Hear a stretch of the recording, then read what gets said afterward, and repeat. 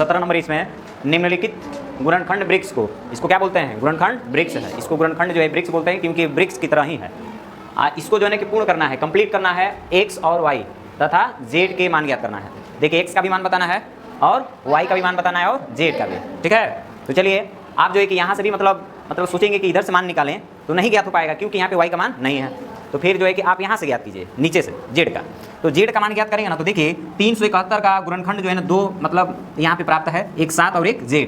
तो 7 से यदि हम 371 में डिवाइड करेंगे ना तो z का मान आ जाएगा। तो आप डिवाइड कीजिए कितने से? 7 से। 7 से आप जो है 371 में डिवाइड करेंगे तो कीजिए कितने बार जाएगा? 7 का पारा पड़ेंगे तो 37 में, और 7 बचे 35, 7 बचे 35, कितने बचेगा? 2 कैंसिल हो गया 1, और 7 यहीं 21, 7 यहीं 21 हो गया।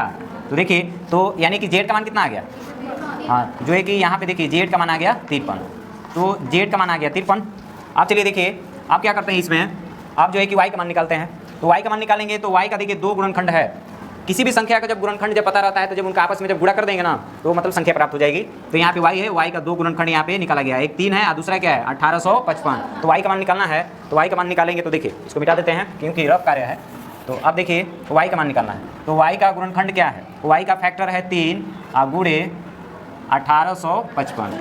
अब आपको डायरेक्टली क्या करना है? गुणा कर देना है। गुणा कीजिए, मल्टीप्लाई। 3 का गुणा 5 में कीजिए, 3 पचे 15 को 5, 3 पचे 15, 15 1 16, 16 को 6, हासिल 1, 3 वाटे 24, 24 1 25, हासिल 2, 3 कम में 3, 3 2 5। तो देखिए 5500 कितना हो गया? 65। ये हो गया y का मान। अब किसका मान चाहिए? x का मान चाहिए। मतलब y का मान कितना आ गया? 5565, ठीक है। अब देखिए अब x का गुणनखंड जो है यहाँ पे 2 और y का मान हमको प्राप्त है कितना? पता है ना 5565। अब इन दोनों का आपस में गुणा करेंगे तो x का मान आ जाएगा। तो चलिए देखिए x का भी मान यहाँ पे देख लीजिए। x का मान x बराबर जो है x का गुणनखंड जो है 2 गुणे y है। तो यहाँ पे लिख रहे हैं 2 गुणे y, x बराबर। अब देखिए 2 तो ठीक है, अब यहाँ पे जो है y का मान कितना है? हाँ तो लिख दीजिए 2 गुणे 5565।